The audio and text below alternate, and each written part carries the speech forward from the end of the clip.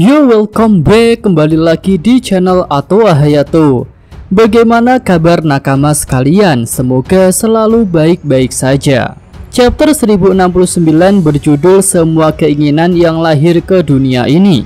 Itu berkaitan dengan penjelasan Dr. Vegapunk tentang skema lahirnya Devil Fruits yang berasal dari keinginan aneh manusia. Selanjutnya untuk bagian cover menunjukkan kapal besar milik Duveld yang bertuliskan Mets. Nah, di cover ini terungkap bahwa Duveld menjadi penyandang dana penelitian untuk Mets.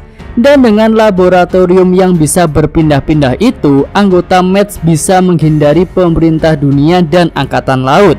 Ya, walaupun pada akhirnya mereka tertangkap, tapi Jeji dikabarkan bisa melarikan diri. Dan mungkin Queen juga bisa kabur hingga dia bergabung dengan Kaido. Oke, masuk ke cerita. Bagian awal melanjutkan kekacauan yang terjadi di Pulau Egghead.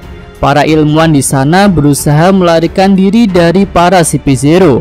Mereka pun masih bertanya-tanya mengapa para si Purple yang seharusnya adalah teman malah melakukan kerusuhan di sini. Lalu Chopper sangat kaget ketika melihat sosok Rob Lucci. Sementara Jinbei yang sudah mendengar cerita dari Vegapunk langsung paham jika para CP0 itu mengincar Dr. Vegapunk. Tapi otak Luffy tidak secepat itu. Dia masih bertanya-tanya mengapa si pria merpati ada di Egghead. Dan Lucci dengan enteng berkata bahwa pulau ini adalah milik pemerintah dunia. Ya, Luffy pun langsung paham bahwa yang salah tempat adalah dirinya. Kaku juga cukup terkejut dengan kemunculan kru topi jerami. Dia pun mengingatkan Lucci agar tidak bertindak sembarangan, karena saat ini Luffy sudah menjadi Yonko. Para CP0 tidak boleh melawan Yonko tanpa izin dari atas. Stasi pun langsung memerintahkan para Kroco untuk melaporkan kejadian ini.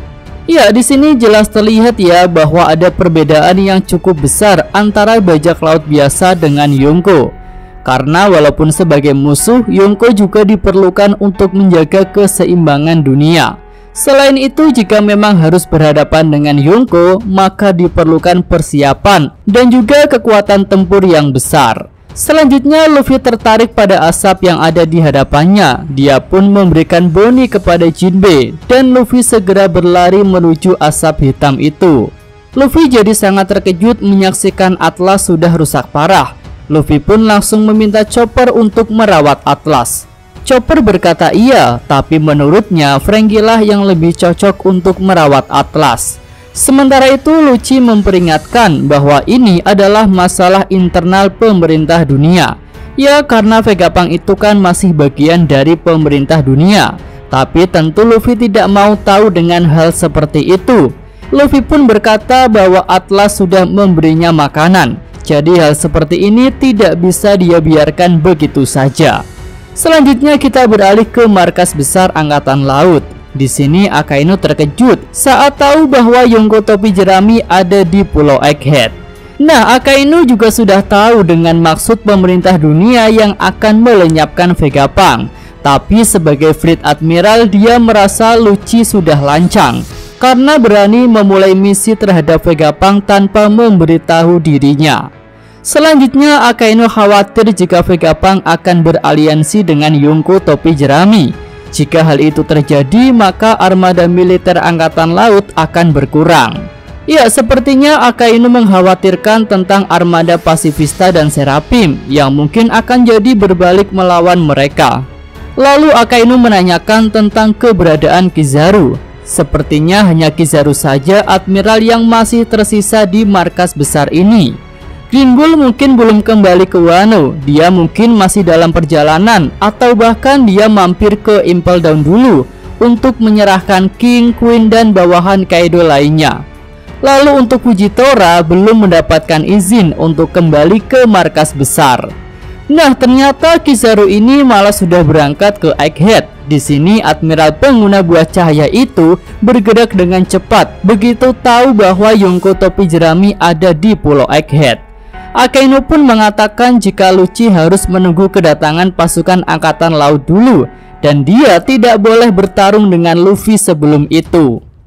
Nah, ada poin menarik di sini. Pertama adalah tentang sosok Kizaru. Sebelumnya Kizaru pernah ingin pergi ke Wano tapi dihalangi oleh Akainu. Tapi sekarang Kizaru malah tidak meminta izin Akainu untuk pergi ke Egghead. Ya mungkin karena Egghead adalah pulau milik pemerintah dunia. Tapi saat ini kan situasinya berbeda. Pulau itu sedang menjadi medan pertempuran yang melibatkan Yonko. Melihat hal ini, Mimin jadi menduga jika Kizaru dan Vegapunk punya suatu hubungan tertentu. Hingga Kizaru pun langsung sat-sat menuju Pulau Egghead tanpa izin dulu kepada Akainu. Nah, kembali ke Pulau Egghead, kita sudah melihat Awakening Luffy dan Awakening Lucci melompat untuk bertarung. Jinbe mengingatkan Luffy jika pertarungannya di Egghead ini akan jadi berita yang besar. Tapi di sini Mimin cukup kecewa ya, karena Bang Oda tidak memperlihatkan cara Luffy memasuki mode Gear 5-nya. Pertama kali memasuki Gear 5, Luffy kan sekarat dulu, dan tentu tidak begitu proses masuk Gear 5 di Egghead ini. Saat Luffy mau masuk ke Gear 2, dia memompa aliran darah. Masuk ke Gear 3 dan Gear 4, Luffy meniup lengannya. Jadi bagaimana cara masuk ke Gear 5 ya? Mari kita nantikan hal itu terungkap. Selanjutnya dari layar monitor, kru topi jerami melihat perbedaan dari wujud Swan Lucci di Enies Lobby. Dan Saka di sini kembali menjelaskan mengenai kepribadian yang bisa berubah ketika seorang pengguna buah Swan mencapai awakening-nya. Akhirnya diperlihatkanlah awakening dari Rob Lucci. Ya, bentuknya cukup keren sih dengan efek awan hitam seperti Gear 4-nya Luffy. Lucci pun membanggakan diri bahwa dia juga sudah bertambah kuat. Tapi Kaku kembali mengingatkan Lucci untuk tidak bertarung dulu sebelum mendapatkan izin. Ya, Rob Lucci sudah mencapai awakening. Ini hebat sih. Tapi membuat Mimin kembali teringat pada dua sosok Yonko monster yang melegenda, yaitu Kaido dan Big Mom. Hingga arc Wano berakhir, bahkan Kaido dan Big Mom tumbang, kita belum mendapatkan konfirmasi tentang kemampuan level awakening dari mereka.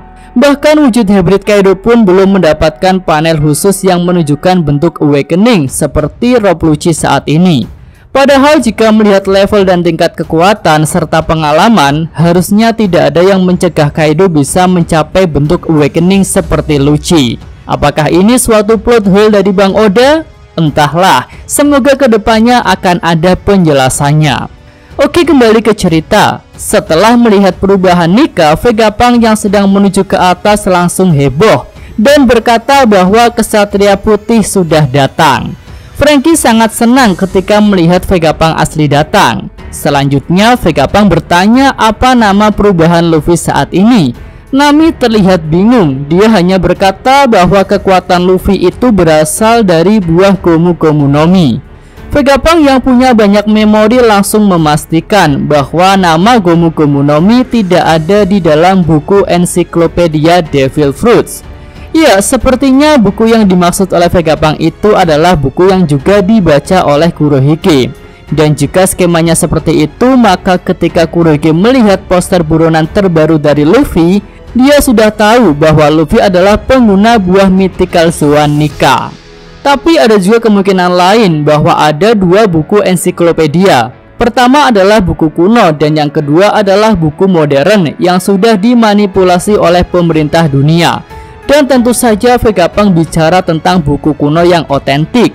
Di buku kuno itu mungkin tertulis nama Nika dan di buku modern tertulis nama Gomu Gomu no Mi.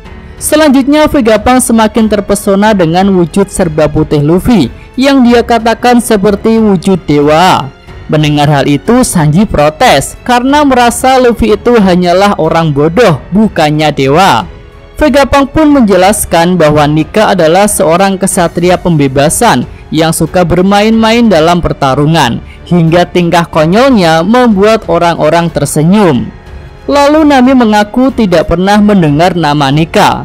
Vegapunk mengatakan nama Nika memang sudah dihapus dari sejarah, tapi selama ada orang yang mengharapkan dan menginginkan kehadirannya, sosok Nika tidak akan pernah hilang. Dan konsep tentang keberadaan Nika ini sama dengan konsep munculnya Devil Fruits, yang merupakan perwujudan dari keinginan manusia. Yang bahkan keinginan-keinginan itu merupakan keinginan yang tidak wajar. Nah, dengan kesamaan konsep seperti itu, apakah Nika merupakan awal dari semua Devil Fruits? Ya, rasanya hal itu cukup masuk akal. Lalu karena kekuatan itu tidak wajar untuk dimiliki oleh manusia, maka dibenci oleh lautan yang dianggap sebagai inti dari alam, dan orang yang memakan Devil Fruits tidak akan bisa berenang. Ya, akhirnya Bang Oda menunjukkan scene di mana Vegapunk menjelaskan tentang asal muasal Devil Fruits. Setelah sebelumnya di kolom SBS dikonfirmasi bahwa Dr. Vegapunk adalah orang yang tahu rahasia Devil Fruits.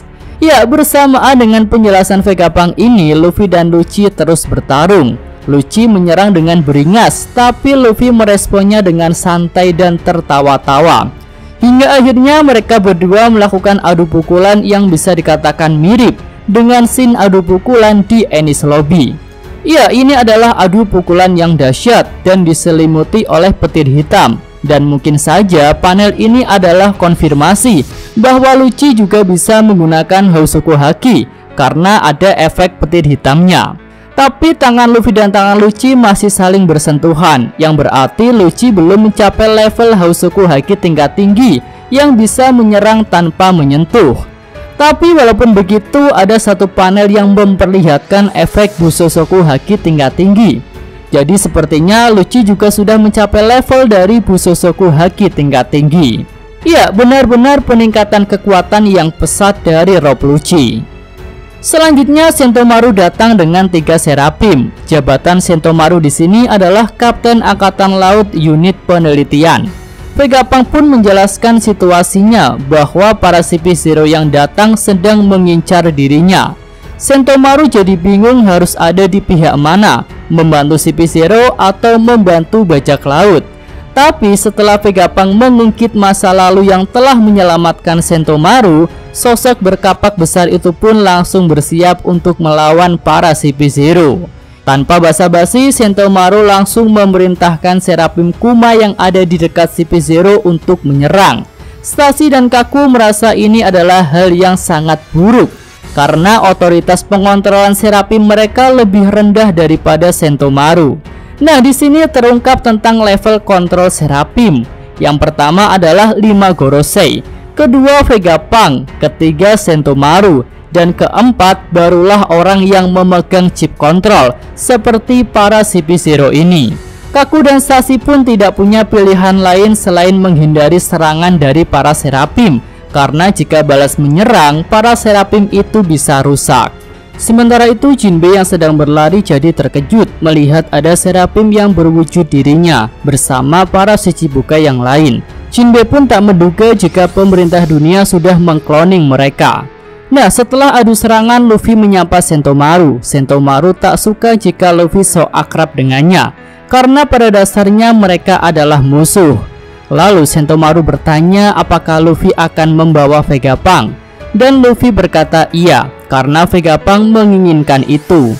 Sentomaru pun berharap dia bisa mengandalkan Luffy. Lalu Sentomaru cukup bingung dengan wujud Nika Luffy yang serba putih. Nah, ketika sedang berbincang itu, Lucci bergerak cepat dan langsung menyerang Sentomaru dengan Shigan. Serangan itu tepat sasaran dan membuat Sentomaru terluka parah. Luffy pun tampak marah karena Lucci menyerang si pria kapak.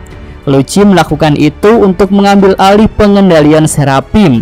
Tapi jika diingat-ingat, kontrol tertinggi Seraphim di Pulau Egghead adalah Dr. Vegapunk. Tapi tentu akan beresiko jika Vegapunk muncul secara langsung. Dia akan jadi sasaran empuk para CP0. Ya, itu aja pembahasan real review untuk chapter 1069 ini. Minggu depan libur ya. Yosa Mimin atau Hayato. Terima kasih. Ya, cukup sekian video kali ini. Semoga nakama sekalian menyukainya. Terima kasih sudah nonton. Jangan lupa kasih like dan subscribe channel Atwa Hayato. Yo!